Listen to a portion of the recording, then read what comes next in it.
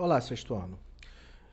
Continuando o que a gente estava conversando no último vídeo sobre as fases da pré-história, a gente começou com o Paleolítico e agora a gente vai para o Neolítico. E eu havia dito que o processo que fazia mudar de um para o outro era o processo da sedentarização. Olha, esse processo ele é tão importante que a gente chama ele de Revolução Neolítica. Historiador não usa a palavra revolução sempre não, tá, gente? Revolução é uma palavra muito importante. A gente toma muito cuidado para usar revolução. Revolução só acontece quando muda totalmente a vida de uma sociedade. E olha, a Revolução Neolítica faz jus ao nome, porque ela muda tudo na sociedade humana. O que foi a Revolução Neolítica, né? Foi basicamente o desenvolvimento da agricultura. Parece bobo, mas pensa bem. Você, um ser humano, que está mais preocupado se você vai conseguir comer alguma coisa para não morrer de fome, como você vai descobrir os processos de funcionamento da natureza? Entendeu? É bem difícil. Eu costumo usar nas minhas aulas uma historinha para ajudar os alunos a tentarem entender. Lembra que eu falei que o ser humano era nômade, mas era um semi-nomadismo? Que ele estava sempre circulando, mas sempre circulando dentro da mesma área? Então, imagina só a situação. O grupo humano ficou aqui nessa região. Aí aqui, uma moça foi lá coletar frutas e verduras na floresta e viu um pé de manga. Aí ela chupou uma manga que foi a manga mais gostosa que ela já chupou na vida. Sabe aquela manga doce, quase sem fiapo, maravilhosa? Ela guardou aquela manga na memória, jogou o caroço pro lado e seguiu a vida dela. Aí o grupo que ela foi mudou pra cá, mudou pra cá, mudou pra cá, mudou pra cá, mudou pra cá, e num dado momento voltou pra cá. E aquela moça foi coletar frutas de novo. E aí quando ela estava andando na floresta, ela lembrou. Ela lembrou daquela manga. Aí ela foi lá naquele lugar e viu o pé de manga. Pegou a manga e chupou de novo aquela manga maravilhosa. E aí, quando ela foi jogar o caroço fora, igual ela fez da outra vez, ela viu outro pé de manga. Aí ela olhou pro caroço que estava na mão dela, olhou pro pé de manga que estava lá, menor do que o grande, e ela pensou: será que aquela planta estava dentro do caroço? A vida seguiu, ela foi de novo, foi de novo, foi de novo e voltou.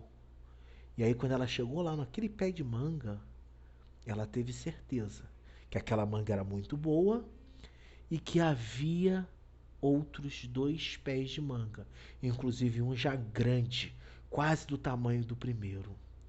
E aquele momento marcou a história da humanidade, porque aquela moça entendeu como é que funciona o processo da agricultura. Ela entendeu que o ser humano pode pegar uma semente e plantar. E aquela semente vai fazer gerar uma nova planta. E a partir daí se iniciou um processo de domesticação da natureza. Os seres humanos do Paleolítico começaram a entender que eles podiam cultivar as plantas que eram interessantes para eles.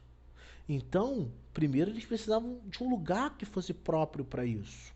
Para a agricultura, você precisa basicamente de quatro coisas: terra fértil, luz do sol, sementes e água. Então, o ser humano ele começou a se fixar perto de rios e lagos. E aí ele deixou de ser nômade, ele passou a ser sedentário. Sedentário é uma daquelas palavras que muda de sentido com o passar do tempo. Hoje, sedentário é uma pessoa que não faz atividade física, né? Tipo o professor de vocês, gordinho, né? Que não corre, não joga bola, não faz nada. Mas sedentário originalmente era um grupo que tinha um local fixo para viver. Era um grupo que se fixou numa determinada região. E esse grupo sedentário, ele é muito importante, porque ele permite que o ser humano se ocupe de coisas que não são essenciais. Por quê? Se você planta e colhe e consegue armazenar comida, a alimentação não é mais uma preocupação imediata porque você tem o que comer. Então você tem tempo para se preocupar com outras coisas, como por exemplo observar o ciclo da natureza, as estações do ano, a posição dos astros, a direção do vento. Você consegue domesticar animais, porque se você tem que cuidar da sua lavoura, você não tem que ficar correndo atrás dos animais da floresta. Você pega os que mais te interessam, bota no cercadinho, cria eles, eles se reproduzem lá, você alimenta eles e você tem um estoque de comida. Isso muda sobremaneira a organização da humanidade. Porque lembra que eu falei que antigamente, lá no Paleolítico, era uma organização muito simples por gênero? O homem caçava e a mulher coletava frutas e verduras? Agora mudou. Não tem mais necessidade de caçar. Então agora o homem se dedica à lavoura, assim como a mulher também. Então você cria uma nova forma de organização. Essa nova forma de organização, ela passa a tomar áreas, classes sociais. Começa a ter uma divisão social a partir de posse. Posse do quê? Posse da terra. Obviamente que quem vai ter mais acesso à terra é quem tem mais poder. E esse poder está diretamente relacionado à força física e conhecimento. Então, a Terra durante o Neolítico, que é essa segunda fase, o Neo significa novo, então é a idade da pedra nova, vai ser justamente quem tem mais informação. E esses caras vão ser os sacerdotes. E é aí que surge o primórdio do que a gente chama hoje de religião, que é tentar entender o mundo, é tentar explicar o mundo. E como se explicava o mundo naquela época? Basicamente através do mito. O que é o mito? Mito é uma história que não precisa ter sentido, que não precisa ser verdade, para explicar alguma coisa que ninguém entende. Vou dar um exemplo para vocês. Trovão, raios, relâmpagos. Pra bum. Você sabe o que é isso? Sabe. Sabe como é que funciona, como é que surge?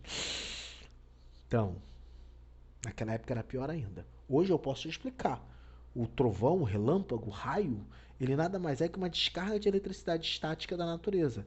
As moléculas de água e outros gases estão na atmosfera, elas ficam se roçando umas nas outras, provocando uma coisa chamada eletricidade estática. Quando essa carga está muito intensa, ela é atraída pelo chão, ela é atraída pela terra, e aí você tem a descarga. É o relâmpago, é o trovão. Hoje a ciência explica isso. Naquela época ninguém explicava. Então, chegaram para um cara e perguntaram: Poxa, por que tem um relâmpago? Aí ele falou: Ó, tem um cara que mora lá nas nuvens e fica jogando raio para baixo. Esse é um mito. É assim que várias sociedades vão explicar os relâmpagos, os trovões. Por exemplo, Grécia Antiga, Zeus, deus dos trovões, deus dos raios. Os vikings, Thor, deus dos trovões, deus dos raios. Nas sociedades africanas, Xangô, deus do trovão, deus dos raios. E isso em várias outras sociedades. Lá na Ásia, no Japão e na China também tem deuses dos raios. É o Raiden, que inclusive tem no Mortal Kombat, né? O Raiden, tá? Então, ele lança raio não é à toa, porque ele é o deus dos raios. Então, várias representações mitológicas, mitos, explicações fantasiosas para algo que as pessoas não conseguiam entender. E essa base foi organizando a sociedade humana. Porque além de explicar esses mitos, também se tinha observação de outros fenômenos, como por exemplo a cheia dos rios, período de chuvas, neve. Todo esse processo era os sacerdotes dos templos da religião que controlavam. Então eles detinham muito poder e, consequentemente, controlavam mais terras. Por outro lado, você tinha o rei. Esse rei, que normalmente também tinha áreas de divindade, ele também detinha força. Mas aí a gente está falando de força física, de força militar. Então você começa a ter uma organização social mais por classes. Essa mudança está diretamente relacionada com a agricultura, com a Revolução Neolítica. Então, quando você for comer de novo uma verdurinha, uma frutinha, pensa que isso mudou totalmente a vida da humanidade. Próximo vídeo a gente vai falar sobre as ferramentas do período e a gente vai tentar entender como é que funciona a idade dos metais. Beijão, pessoal, até o próximo vídeo. Tchau, tchau.